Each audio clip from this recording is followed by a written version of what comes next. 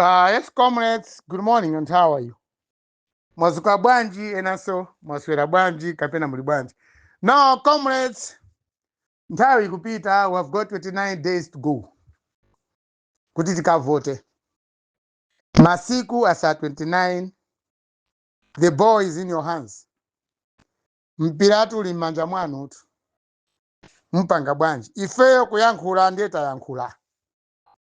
Wina sangana meboza oti ai comrade wala sana tuuze ai. Ndazi zanga mbirimbiri omwe akhala kuyankhulirani. Maka ndi mavuto amene akhatu kumano ndi chipani chomwe chili boma ndi achakwera. Pansi pa achakwera boma ilili imene tavutikira. Sizotiso kapena tingachite kukuuzani. Takuuzaniso kambirimbiri. We have been repeating now and then. Kuyankhula zofoka za achakwera. Kuyankhula zofoka za Peter Mutharika ali opposition. DPP chipiteni ku opposition. Takati kuona ndi maso ndi kumva ndi makutu athu. Mavuto omwe anali ku chipani cha DPP ngati chipani chachikulu chili ku opposition. Ku parliament chimachita read ngati chipani chomwe chosogwera other opposition parties. Phindu lenileni sitinalione. Ku MCP ili mboma anda chakwera sitinaone phindu. Chimodzimodzi DPP ili ku opposition sitinaone phindu. There's no way DPP can form a good government. Italephera kukhala organized ili ku opposition. There's no way MCP can continue ruling this party. Atalephera ali mboma for 5 years. Ndeti pange bwanja Malawi. Ndife zisiru wa Malawi. Muzifuse payekha inu ya Malawi. Kodi ndimwe vizereza kapena ndinu zisiru. Chifukwa chipani chikachini mboma chikamalephera chimapita ku opposition. Chikapita ku opposition chimakazikonzanso. It brands itself. Chimakazikonzanso kuti chibwereso boma chikakonze zolakwika zija. Koma panopa tili ndi vuto ku Malawi pa zinthu ziwiri. Zipani zomwe zikuzitchula zimazitchula kuti the leaders or the big parties in Malawi. DPP ndi MCP. Ndifuna ndikuuzeni cha Malawi lero. DPP tinacho samboma chikwa imalephera kupanga zinthu zomwe Amalawi timafuna. Ife Amalawi zeti mafuna nthawi imeneyo. DPP inalephera kupanga. Kwa mafundo yayikulu kwambiri chimene chinapangisa kwambiri kuti DPP tichose mboma ndi ukalamba wa Peter Mutharika. Peter Mutharika ukalamba wake ndimene tinamchosera mboma. And ukalamba wake was proved or is proved ili ali ku opposition. Ali ku opposition, anzathu ali ku opposition panopa a DPP. 5 years alephera kuzuzula bwino boma lomwe lilipoli la chakwera. For 5 years. Chifukwa chani? Chifukwa kuti mtsogolo wa chipani chimenecho ndokalamba. Amalephera kupanga ziganizo ali boma. Koma sali ku opposition wakanikanso kukonza chipani chija kuti chikhazikike chibwerereso mboma. That's the fact. And no one can run away from that. Chimodzimodzi MCP. MCP itakhala ku opposition for 23 years. Inasintha apo ndi apo. Inaonesa kubisa mawanga ake ena oyipa. Inayikhulupira MCP. Koma italawa mboma MCP for 5 years. Yapanga chimodzimodzi zomwe DPP imapanga. Maybe worse than what DPP was doing. Chukwa MCP inalawa boma because of an alliance. Yomwe inaitonsa alliance. So what I'm trying to tell you, comrades, Malawians, is like this. Let's not be fools for the sake of just being fools. Chipani cha DPP chili ku opposition si chinalithandize ngati Malawi. It has never built hope in many minds of the people of this country. Chipani cha DPP, it has been hopeless to Malawians chili ku opposition. Kukangana. Taona ni ndeu zomwe zinapangika ku DPP. Chili ku opposition. And panopa ine I don't see anywhere. Pamene DPP inasintha kuti kabwera boma ikasintha zinthu. Chimene ndikuthokoza kwambiri chokuti anthu anzeru zokuya anachoka ku chipani cha DPP. Mwina ndikulowa kuitemo. Maka ndikambe za kuitemo. Daso Kabambe was in DPP. Nthawi imene DPP kulephera ili mboma Saulo Chima was in DPP as vice president wa ziko lino. Koma Saulo Chima ngati vice president wa ziko under DPP, chipani cha pansi pa ulamuliro wa chipani cha DPP, Saulo Chima analephera kupirira zochitika ku DPP. Anayamba chipani cha UTM. Anamsiya komweko Daso Kabambe was there as another leader yemwe timaona kuti mina akutenga ngati munthu mmodzi yemwe timaona kuti anandi kuthekera kutenga usogolo wa chipani cha DPP.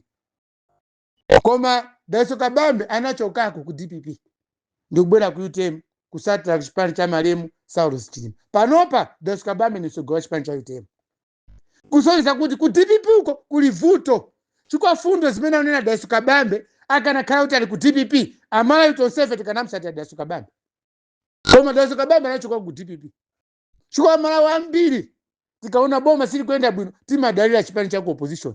Koma DPP amalawi talephera kudalira chipani cha DPP chifukwa cha anthu ena ku chipaniko samayendesa bwino mwadongosolo. Mikangano yomwe inali ku DPP akakhala kuti usogolo wawo Peter Mutharika ali ndi nzeru zake zofewa za chinyamata. Mikangano imene iyi ya ku DPP sikanakhalako. Komanso zodabwisa ndi izizi. Chipani chonse cha DPP machitidwe ache mkati muone pena pake mwina nene maona modzama kwambiri kupsande ena. Taonani yemwe anali chief bodyguard ali ndi udindo wa director of youth panopa ku chipani cha DPP. Chief bodyguard wa president Peter Mutharika ukalamba tu umene wo. Peter Mutharika kakhawa nzeru sakanalola bodyguard ukhazo director of youth. Chimozi chief of staff ku State House. Yemwe na chief of staff ku State House ya Peter Mutharika. Mukito. Peter Mukito. Mukito today is a secretary general of the party. How to look at that? Mukona bwanja amalayi pale popo. Anthu awawa ndamene amala kusa Peter Mutharika ali ku State House. Lero ali ndi maudindo aku chipani. Who can follow them? Ndamalawi angati anzero angasatira anthu amene wawo. How many people can trust this party under Secretary General Mukito, under Director of Youth Norman Chisale? Anga kupire linda. Even mayankhulidwe a Norman Chisale, spokesperson wa chipani cha DPP, mayankhulidwe ache, you can tell kuti ku DPP president kulibe tu chipani cha DPP. They don't have a leader. Ngakhala ndi candidate wawo amene anampanga endorse Peter Mutharika. Koma kulibe candidate iti woti wokhazikika. The party does not have a candidate. That's why panopa tikona uthamanga ndirani imeti Jane Ansah. So comrades Malawians, when you leave for DPP and when you think DPP can work better with UTM, that is a lie. That's a lie. Zaboza zimene zozo singachitike. Chifukwa chipani cha DPP kusamvana sikunathe mpaka lero. Even mene asankha running mate Jane Ansah kusamvana DPP kudakali komweko. There's no way DPP can work better with UTM unless my members of chipani DPP aganize okha akavote Daso Kabambe. So Daso Kabambe anali ku DPP uko. Daso Kabambe akuziwa zofoka za chipani cha DPP. He cannot work comfortably ndi chipani cha DPP. Anali komweko. Koma sana msamana ku DPP. Nde panopa Kabambe tikuona Kabambe is campaigning every day.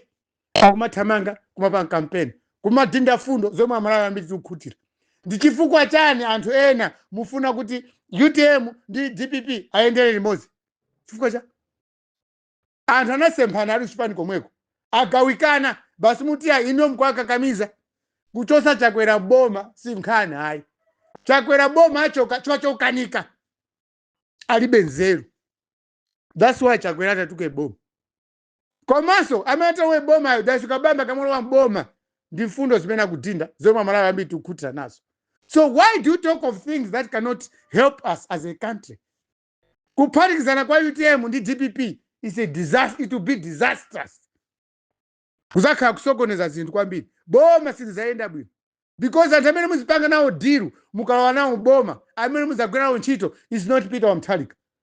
Ndiyoti mwapanga alliance pakati pa Peter Mutharika, Peter Mukito, ndi Norman Chisale ndi Madamu Mutharika. Ndamene azendesa ziko liro. Mugwirizano mupanga ndi Peter Mutharika. Agwirizana Kabambe ndi Peter Mutharika. Koma oyendesa boma awo azakhala Mukito, Norman Chisale ndi maya ku nyumba ya Mutharika. Are you ready for that, Malawians? ndinatulowa Malawi kuzaona zimene zizi.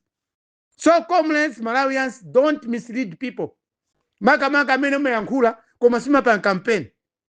Anthu amene akusunza kwambiri ndale panopa ndi amene samapanga campaign koma mango yankhula ngati ma prophet. Kapena mango yankhula ngati akuluakulu ozipasa maudindo koma maudindo awo opanda value. You can't tell me today kuti UTM can work better with DPP. Never. Taona kaidwa ntha ku DPP. For 5 years DPP have been fighting ma members awo kuchipani kwawo. Komanso musogolo amene afuna kuti apite ku alliance was only endorsed by few people in the party. Pamene Daisuke Kabambe was elected at a good convention. So Malawi ena musamapusiseni musamagwesane mphayi hayi. Tachoka kutali. Komanso takhala kumalawi konkuno. We know exactly what has been happening in DPP. Kuti Daisuke Kabambe achokeko, kuti Saulos Chilima achokeko, tikuziwa mpaka lero ndipo sitinayiwala. Chimodzimodzi MCP kuti lowe mboma isamati shayinira hayi. Without Saulos Chilima MCP sikanawa mboma. We know this. The MCP akamatumbwa panopa kuti hayi atufuna beboma ndilomwere. MCP has a decent how. Comrades, Malawians, tend to honor Daisuke Kabambe wachipani cha UTM. 29 days yasalai. Sindikonaso DPP kuti ingadinde fundo kuti anthu ayipase vote. Ata zavotera DPP onde nawso ndamisalatu. Kwa munthu weniweni wozindikira. 5 years DPP iko opposition mene waionera. 5 years MCP ni boma meta waionera. There's no way munthu waku Malawi angavote chipani cha MCP kapena DPP. Chipani chovotera munthu omuvotera Daisuke Kabambe basi. Pali beso chila chingasini. 29 days iyi tentingopempherera ndithu kuti enawa azingopita chonchi azitha choncho moralo yawo izitha choncho. There's no way kuti chipani chakhala ku opposition for 5 years chito kumango kangana amakangana chani ku DPP kuseka kulibe anthu anzeru ka. So anthu mukamakangana mnyumba ngati siku pakupezeka maansara nyumba imagumuka by the end of the day. Chipani cha DPP kulibe chinatha kale 2020. Kulibe amene mkona ndi Malunga chabe achipani. Chimodzimodzi MCP. Kwa MCP kulibe anthu anzeru. That's why mkona mpaka leroli kwa MCP kuli ugawikana. Chitengereni Mumba ukhala lani imetu wachakwera. Zinthu zisizili bwino ayi. Mumba ukangati is acting like a vice president of the country. Mpaka munthu running mate kukapanga represent the president ku Madagascar. Mkona bwa. It's a sign of kuchipani kwa MCP kulibe dongosolo lenileni. Kulibe kutekera. Kuti kuli zigazo zabwino. Kukhala zigazo zabwino akalawaso bo. So comrades, Malawians, I think ndayankhula. Kwa amene ndayankhula papa amene mwamva.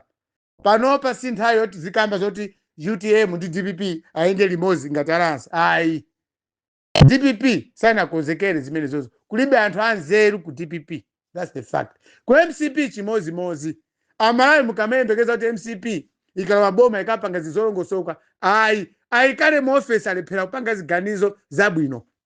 Ndi bwino DPP ndi MCP akapume akakoze zipani zawo. They must go back and rebrand their parties. Nthawi iyi ndi UTM. Koma tikatengera ndi agreement inalipo pakati pa UTM ndi MCP. Nthawi iyi ndi UTM. Ndi pa DPP they should embrace this decision.